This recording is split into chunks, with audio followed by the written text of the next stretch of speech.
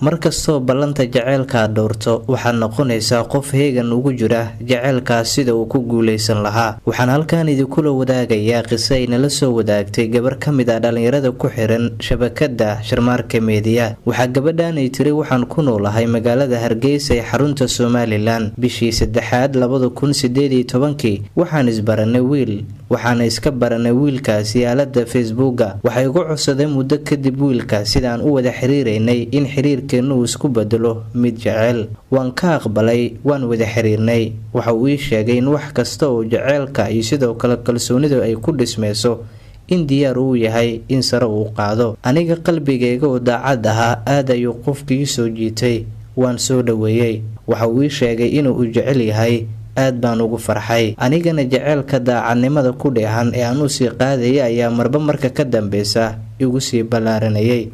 xitaa nafsadeeda waan ka jeclaaday. waxay ugu codsaday maalin maalmaha ka mid ah in Facebookgayga aniga aan isticmaalo inaan siiyo passwordka. waan siiyay, weliba si kalsooni ay ku dhisan tahay. waxaana uu haystay muddo. waxa uu arkay inaysan jirin cid kale oo xiriir aniga ila leh. waxaan ka codsaday anigana kiisa inuu siiyo, balse waa uu iga diiday. waan iska dhaafay. waxaa muddo kadib uu ii sheegay inaan isguursan doono bilo ka bacdi. maadaama hadda arrinta suuragal aysan ahayn, anna waxaan dhahay waan ka aqbalay, waan ku sugayaa, waana ballan. waan jeclahay, muddana maan is arag. isaga qurbaha ayuu ku nool yahay, anigana magaalada Hargeysa. xiriirkeena jaceylka muddo siduu u socday, anigana kalsoonida jaceylka marba marka ka dambeysa xaggayga way ku sii badanaysay.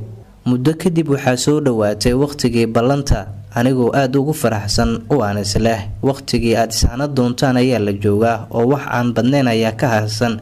waxa uu bilaabay wiilka in isbedel uu sameeyo. mararka qaar waan waco, taleefankaygama uusan qaban jirin. wicitaankaygana muddo waa ugu dhageysan jiray xilliyada qaar. anigu aan dareensanayn culayska iyo waxa ku kalifaya arrintaasi, waxaan sameyn jiray samir badan iyo dulqaad wixii loogu dhigay. waxaan ku dhahay maxaa kugu dhacay, waa maxay isbedelka, aawa ballantii maxaan kuu waayay. xaqiiqdii anigoo markasta dartiis u ilmeyn jiray. waxaan ahaa beer wax jecel, isla markaana markasta dareemaya xanuunka jaceylka.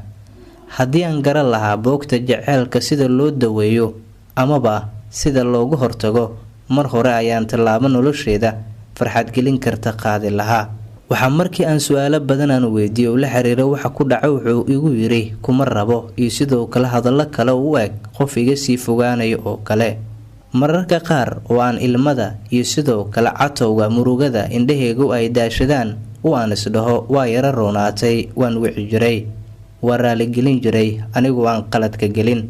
maadaama uu iga xanaaqsan yahay, sababta ugu xanaaqayna ay tahay kaliya aawa ballantii iyo maxaa kugu dhacay. waxa ugu dhihi jiray mararka qaar qof adduunyada dhex jooga ayaan ahay, ha i su'aalin maxaa kugu dhacay iyo halkee aada iyo su-aalo la mid ah marnaba ha isoo hordhigin. haye ayaan ku dhihi jiray maadaama qof aad wax u jecelaan ahaa, isla markaana aan ka maarmi karin. mar kale waxaa la gaaray waqti kale oo ballan uu ii qabtay isaga, waa ahayd in guurkeenna uu dhici doono. waxay ugu dhahay mar kale, abbaayo igama soo goodo inaan ku guursado, waayo markasta adiga ayaa dib u dhaca keena. aniguna waxaan ahaa qof aan ballanta ka bixin, isla markaana weligiis aan qiyaamin, xitaa nin kale aan ku dulwadin. isagana markasta eedda aniga ayuu dushayga saari jiray. runtii waan iska ilmeyn jiray. waxaa ii bilaabatay maalmo murugo iyo sidoo kale maalmo madow. waan iska dhowri jiray murugada iyo sidoo kale ilmada badan. waxaan xilliyada qaar isku dayi jiray in culayskaan iska yareeyo.